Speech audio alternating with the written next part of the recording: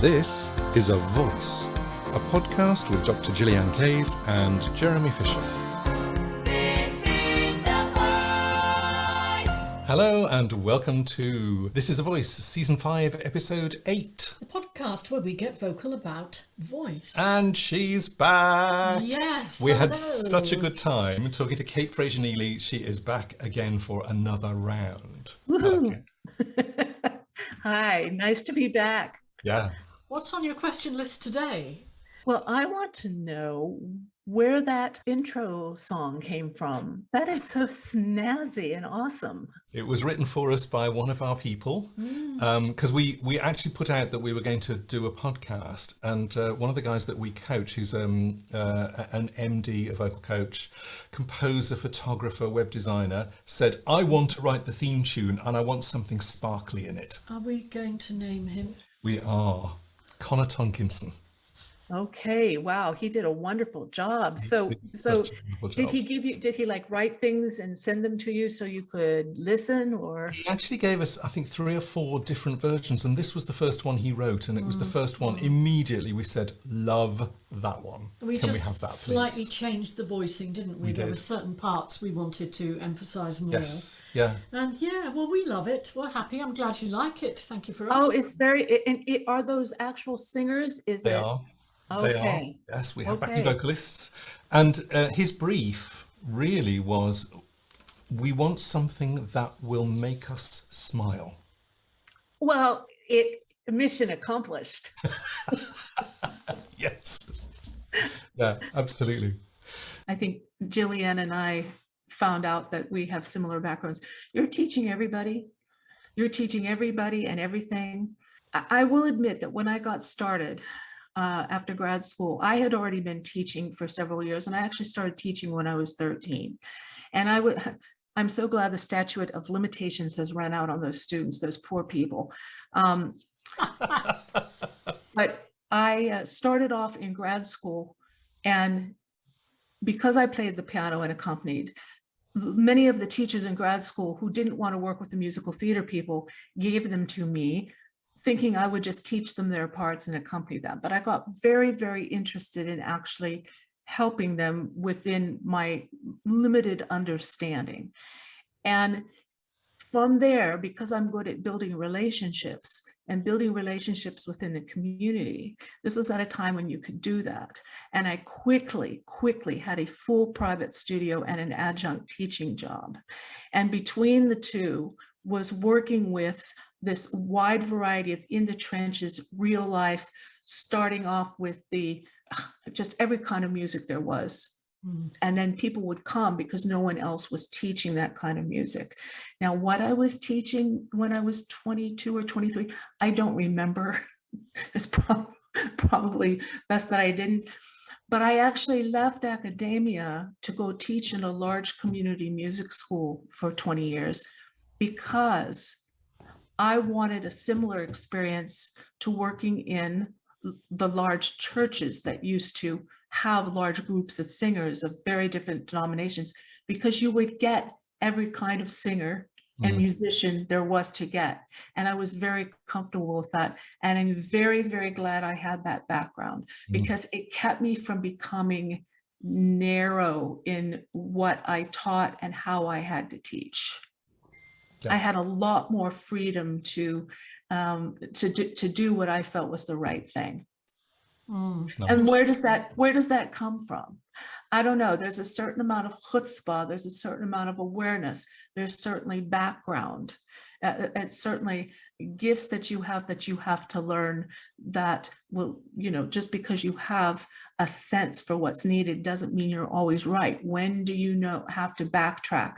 When do you have to say, nope, we need to go in another direction? I don't know if those are all innate gifts or you learn them, but they're certainly important. I think you're talking about life lessons. There you go. Because, and it's interesting also, I hear you as a collaborative pianist and vocal coach, I hear what you are saying. And I hear the idea that as a collaborative pianist, you are sometimes one step ahead of people in music or in technique or in musical understanding, and you can help them make that step. One of my jobs at Scottish Opera they asked me would I become the repetiteur, the rehearsal pianist, for Lulu, the Berg Oh opera. my God. The 3-act version, which is very rarely done, and I had 2 days to learn it. Uh-huh. And they Uh-huh. didn't tell me what I was going to be doing on the first day, so I could have been playing for the piano dress rehearsal, I could have been coaching the soloist, I had no idea. And they gave me 7 small parts, 7 soloists to coach. There's a party scene in, I think, halfway through Act 3. Yes. And they said, go and coach them. And honestly, I spent the previous night learning that particular bit that I was going to be coaching the following day, and I was 1 step ahead of them. I get it. I And get it. that's the And goal. that how fast you have to work and have to have the acquired skills to do that. Yes, Oh my goodness. that's the Oh my goal. goodness, And yes. I was young enough to say yes. Yes, I know. I know. Well, I wouldn't say yes And now. stay up Well, at night. well, there's a certain amount, ignorance is bliss. When you don't know quite what you're getting into, sometimes it's easier to say yes. Living in a garret and being a starving musician. Also that. Yes, you'll take any gig that, yeah, exactly. When I was accompanying, very often I would get scores that people would hand me that were orchestral reductions. And I was wondering if you two could talk a little bit about what an orchestral reduction is, what that means for the pianist. And yeah, let's just bring that out there, because I think many singers have no concept. Yeah. That's definitely not my bag. It's definitely mine. I know that he does it really well. So do you want to talk about how you do it? Okay, let's talk what an orchestral reduction is to start with. Yes. Let's assume that you're doing, and I'm going with classical for the moment, and I'm going with opera for the moment. Okay. There are other genres out there. An orchestral reduction is you take an orchestral score, or someone has taken an orchestral score, in which you can have up to 80 instruments, and they've condensed it down in terms of notes and phrases, and they've picked out all the important bits and all the themes, and they've turned it into something that is theoretically possible for a pianist to play. Theoretically. Depends on the score. So what will often happen when you have somebody coming in to do an audition, which is really where this comes in, they hand you a score and they want you to play a certain aria, and it can be an aria that you know very well. And they want to be able to sing it as if there's an orchestra playing underneath them, but they don't have an orchestra, they have you on piano. So the way that you have to play an orchestral reduction is very different to the way you play a song. A song is written specifically for piano, it's written specifically for the tonality for one instrumentalist, and it's a voice and piano piece is very much a collaboration between 2 equal people, and you are co-creating. Do you know what I can say here as a singer? There is nothing worse than a collaborative pianist who's playing an opera score for you when you do your audition, and they play it like a pianist. Hate it. So how would you describe that, Gillian?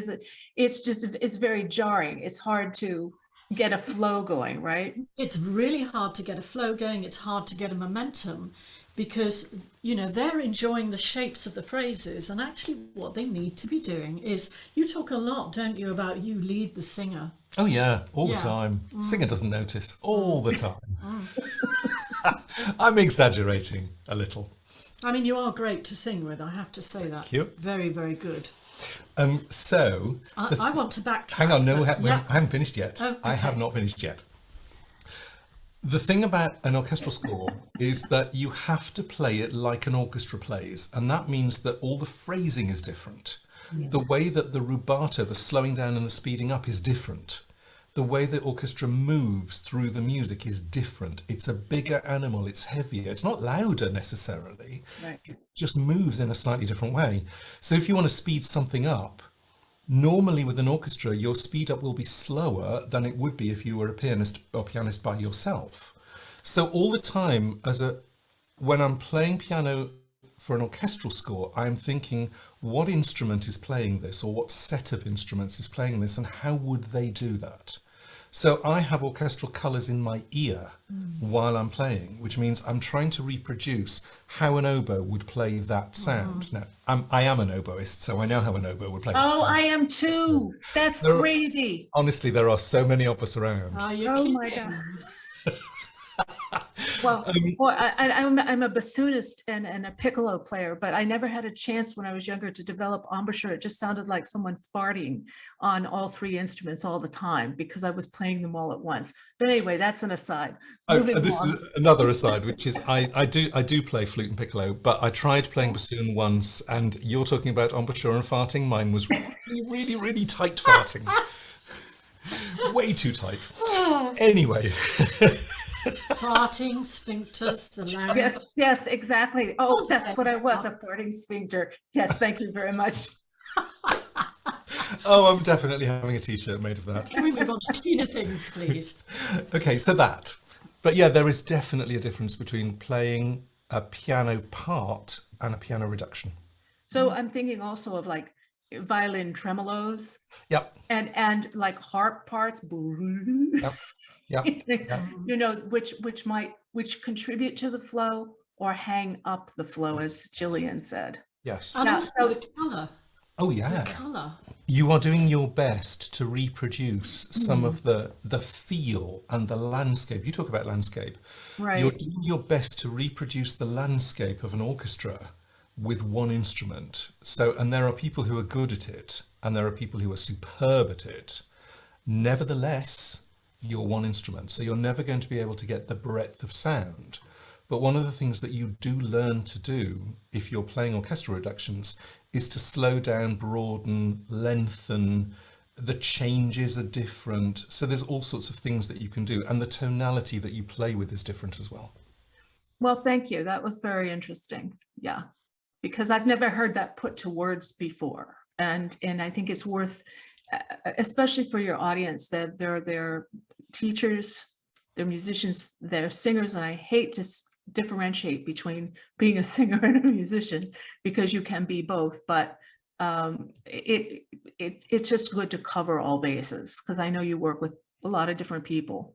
There's a correlation to this, which is my first pit job in musical theatre.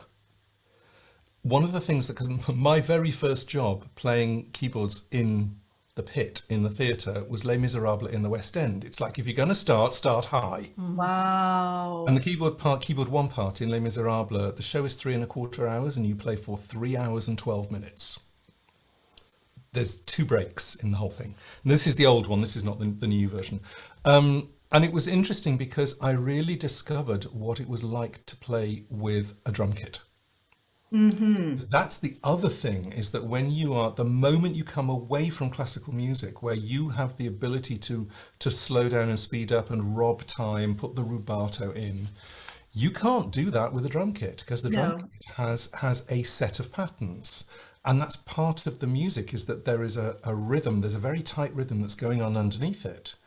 That was a shock the first time I did that. Well, and of course, the piano in a pit is either part of the rhythm section, or they're providing some kind of tonal harmonic thingy, and you just sort of have to meld between the two of them. Yes. Yeah, fascinating.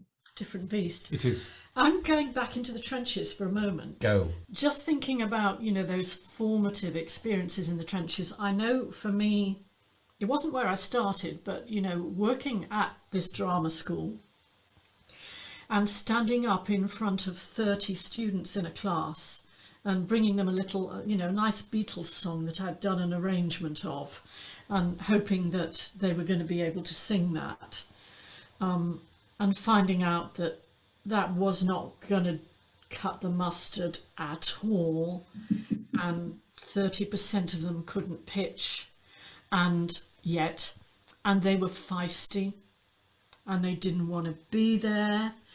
And I had to tell myself that if I was going to work with these people, I was going to have to change tack, because I'd come from a very mainstream music background where I did my exams, I played piano, I played violin, I played in the university orchestra. I'd got as far as being able to play a couple of piano concertos. Wow. I believe, yeah, that's a bit of a long time ago. And I was a well-trained musician, and what I realised was that most people back in the day when I was in my 20s who learned to sing could already sing. Yes. They could already Yes. pitch. They were not accepted for lessons if they couldn't pitch, or if they made a noise that wasn't a sort of something nice or whatever. And we all know what happened in schools. And, a lot of those actors had that experience at school, which is you have to go and mime. Mm-hmm. So I had to make up my mind that I was going to work differently with them, and to say to myself that if everybody had the same parts, and I knew nothing about the mechanics of the voice then, nothing at all, but I knew there were similarities in the bodies. Surely we must all have the same parts. Surely we could all potentially sing. And that was what got me through that sort of first part of the experience. I was not going to give up on those young students. I really wasn't. And then when I was 26, I hit my own voice problem. Really? Yeah. So quite young, I started to have problems with my singing voice. I started losing my speaking voice because actually I was working way too hard. That was one of the problems. I was teaching 8 hours a day. And yeah, vocal load. Yeah, vocal load was ridiculous. 4 classes back to back with no break except to go out and have a wee. And then having the students for 4 hours at a time at 15-minute units. And it was a killer. Anyway, I hit this voice problem and nobody could really tell me what it was. I remember my late singing teacher, whom I adored, saying, "Well, it's nothing to do with the act of singing." Huh. So I thought, well, you mean it's me? Hmm. You mean I have a psychological problem and that's why I can't sing? So now it's not just here, it's also here. Yikes. Yeah. It's Right. not just in your throat, it's in your brain. Yeah, absolutely. It was, and it was devastating. I know Yes. you've been through this. It's a devastating experience. It's a loss of the self and massive grieving and all the rest of it. And actually, it was my teaching that got me through because I carried on teaching and I found workarounds. And what I learned was I don't have to sing at my students. Yes, that's a big one. That's a big one. I can work out what they're doing and I can guide them as to how to do it. I can use words and other ways of doing it. Well, you learned that very early. Yeah. Very early. Yeah. And I vowed that I would not allow other people to go through that experience. And that's why I set out on a journey to find out as much as I could about the voice and how it all works. All of the functional aspects. And of course, eventually I recovered. Really, it was a case of teacher, heal thyself. Nobody did it for me. Yeah, that's a tribute to the way your mind works. And it also is a tribute to, it's like you don't want other people to suffer like you've suffered. So that is a very powerful motivation. Yeah. And that's a real landmark moment. Very much so. And that... Thank you for letting me share that. That takes us very neatly to another topic of interest, doesn't it? Yes. Do you want to say anything from your perspective on that, or? Well, now, another thing that Gillian and I share is this intense interest in the sort of the intersection between being a voice teacher, a singer, and what we in the States call a singing voice specialist. So we thought we would talk a little bit about this because here in the United States, 30 years ago, you could not call yourself a singing voice specialist without having worked in a voice clinic with an otolaryngologist and maybe trained by them. And actually, people who wanted to call themselves singing voice specialists were frowned upon and you were really slapped down by your peers. It's still that there's no one training for singing voice specialists in the United States. And the National Association of Teachers of Singing, which has a program called NATS Chats that are led by Kari Reagan, just this year did a roundtable discussion among a voice teacher who's a singing voice specialist and what we call SLPs, speech language pathologists, who are singing voice specialists, on how to get this training. There's no one way to do it, but in this video, which any of you who are interested in really need to go watch it, they do a beautiful job of bringing up to date where the status of who gets to call themselves this now and what kind of work they do. And I love Kari's words.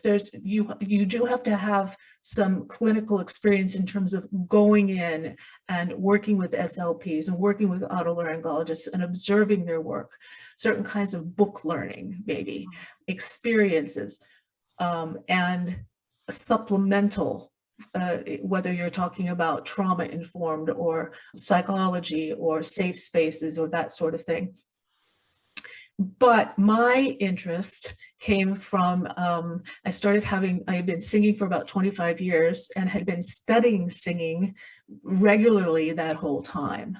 By the time I got to be about, 42 or so, I had had 8 abdominal surgeries. My central nervous system was pretty fried. And I developed bilateral vocal fold paresis, which is when there's immobility in both folds. Wow. It went undiagnosed for almost 7 or 8 years. I went to 3 different otolaryngologists. 2 of them told me I was fine. The third made the diagnosis. I went to 4 SLPs who could not help me. And it was at that point that I thought I did find somebody I could go to. I went to Jeannie Levetri for about 4 or 5 sessions. She got me started. And then I was like, I've got to figure this out. And I was already helping other people at that time, but I didn't call myself a singing voice specialist. There was just not enough information. So I made it my mission to learn. And what's interesting about this, and then I want to hear Gillyanne's frame of reference. What's interesting about this is that right now, there's still this concern, and rightly so, between speech language pathologists and singing teachers, that the singing teachers stay in their lane, that and as Jeremy, as you said, we cannot diagnose, but we can hear and recommend.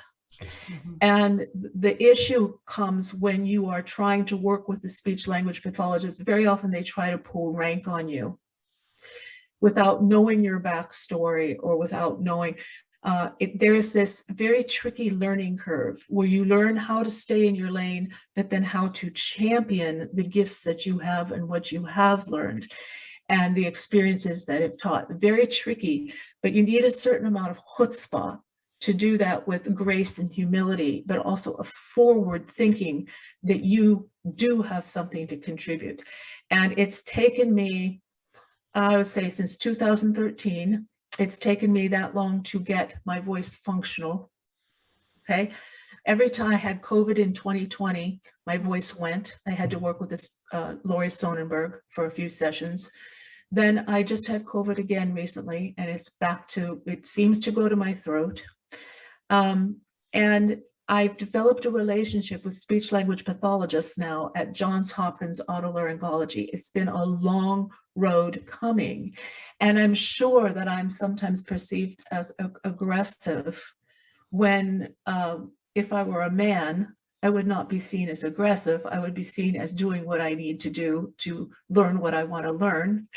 And that relationship now, because I have been in the business for 43 years, I'm slowing down my teaching, but I now work predominantly as a singing voice specialist / voice teacher on referral from Johns Hopkins, and I'm considered vetted now.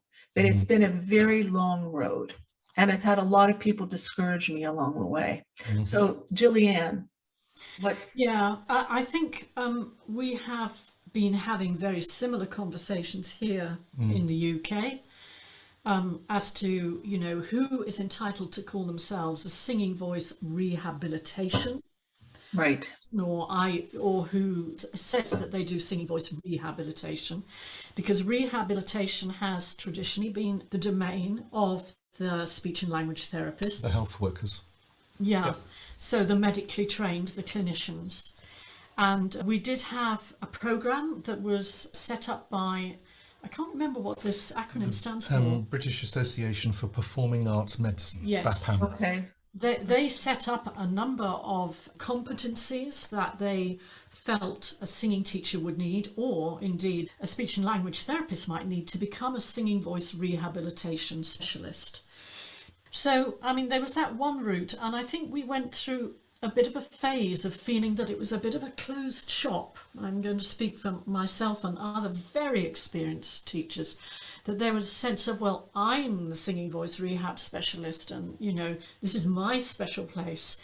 And wanting to keep it to themselves. And I'm afraid this is a problem that we meet in our profession anyway, as we know, don't we? Exactly. People become territorial. And it's recently been, I think, opened out by vocal health education.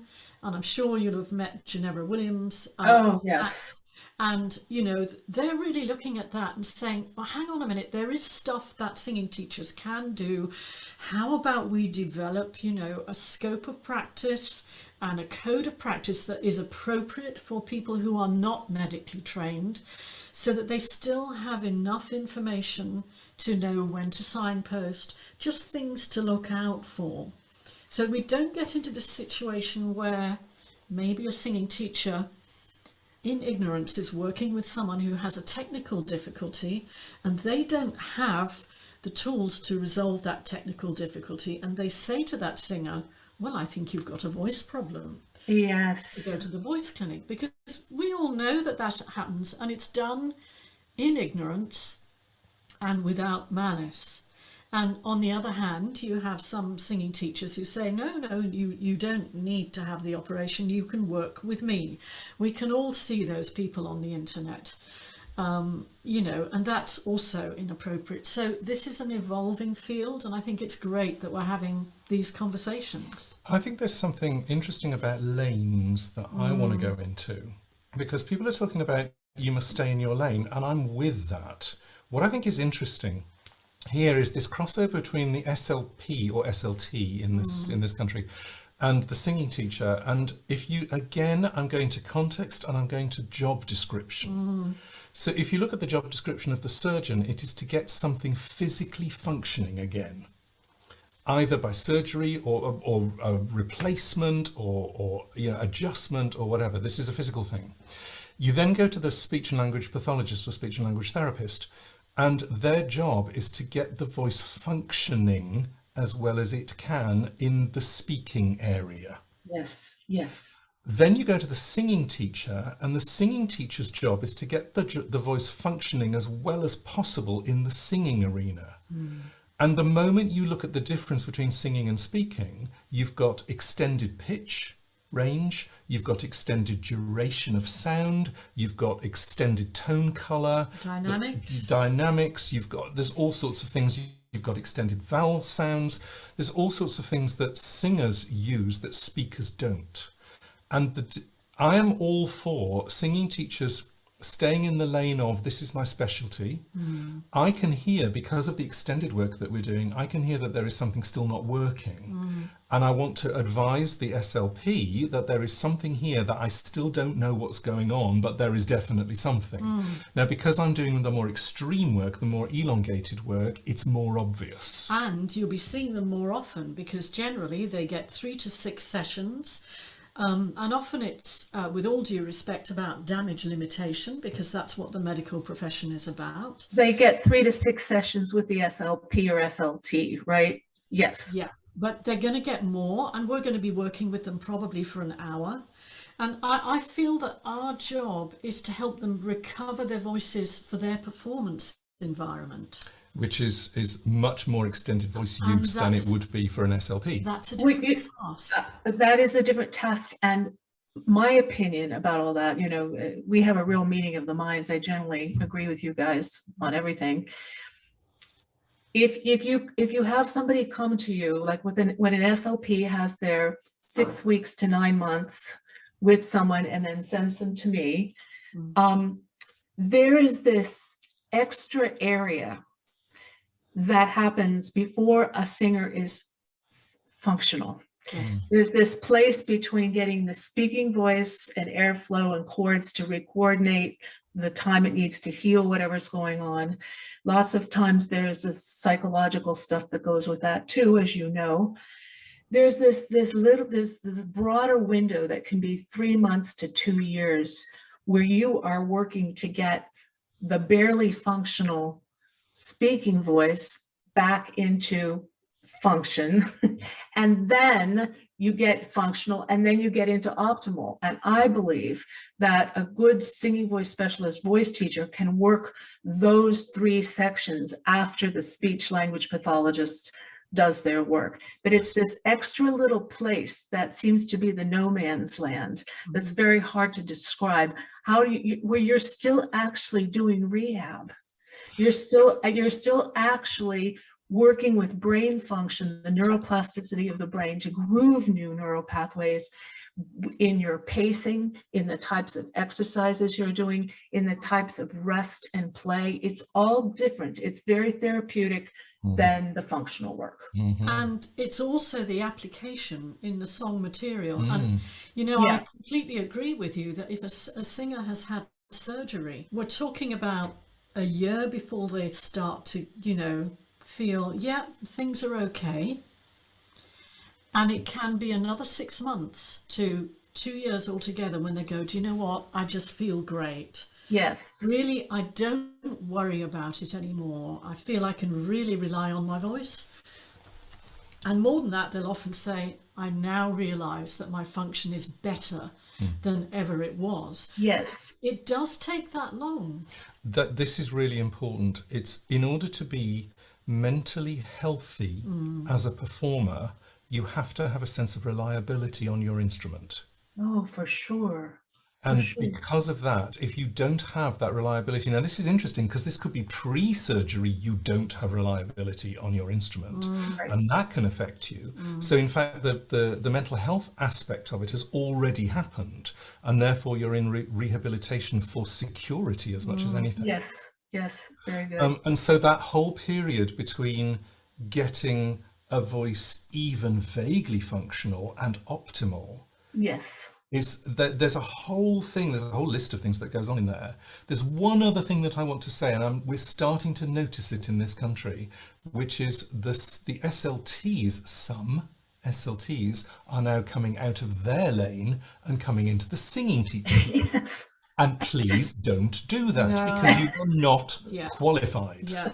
There's going to be a conversation about this in the British Voice Association. Hooray. On Sunday. Shout out for that particular conversation. Hooray. And I found that to be true in my SLP work back then. Now, we didn't have the information we have now, and people need to understand what a new field this is. I know there have been pioneers and early adapters in it over the past 30 years. But still, we're talking, there's been an explosion in the past 7 to 10 years. And that's not very long in the life of a field. The SLPs I worked with, God bless them, they didn't have a clue how to help me. And I would have one session with them and say, thank you, no. And I wouldn't come back. So it is a new field. And there are those of us who are the next set of early adapters, although I've come to it late in my life, I'm 66, it doesn't matter. I feel like I'm better equipped for this now than I ever was earlier in my life. So age is only a number, right? I love that. I'm better equipped than ever I was earlier in my life. I'm going to second that one. Yes. Very good. Very good. Especially with what you've been through too, Gillyanne, there's things that can... I don't wish the kinds of things that you and I have been through physically on anyone. I really don't. But you always have a choice with how you handle them and how you have it inform as you go forward. And that's actually in our weaknesses, those become super strengths that can't be taught in any program. We should really round up now. In a complete joy. You're probably ready for your mid-morning break. I mean, gosh, we've got so much glorious content here, haven't we? We have. What's coming up in the future for you, Cate? Well, work-wise, I've been asked to do some more research on the menopause and singing. I have said no. I did my part for that, and I will be talking it as people bring Nancy, Joanne, and I, because it still needs to be taught out there. But my husband and I are going to be selling our home of about 30 years, and we are moving to Europe and Mexico for a little while. Wow. And Life change. yes, a big life change. And I'm going to learn how to be. I'm going to learn how to be. I'm going to learn how to waste time. I'm going to learn how to not be useful. And I'm going to continue to teach. I'm going to continue to work as a singing voice specialist and voice teacher, because that can be done on the internet. But it will be a limited schedule. After we come back to the States and settle, we will see what I have evolved into.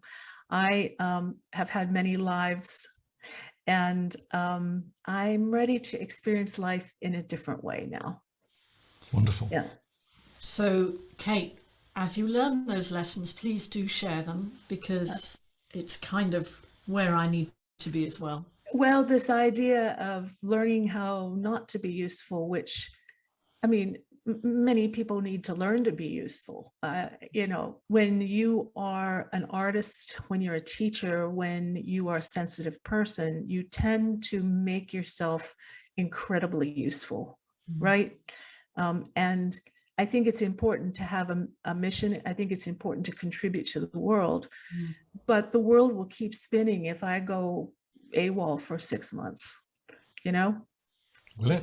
I finally realized that I will not lose anything by doing that. Yeah. So this has been wonderful with both of you. I'm so glad I've said earlier that I've known your names for at least 20 years. And Gillyanne and I met in the Michelle Marquardt DeVoe's SECO, where I was actually learning to not work. I was learning how to back off and hone my focus and hone what I was going to do as I started to back off from teaching a little bit, not from learning, but from the physical act of teaching. Well, Cate, it's been a joy.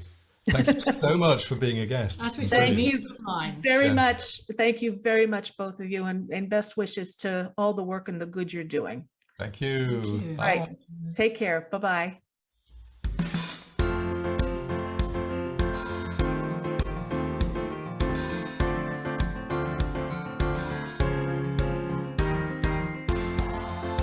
This is A Voice, a podcast with Dr. Gillyanne Case and Jeremy Fisher.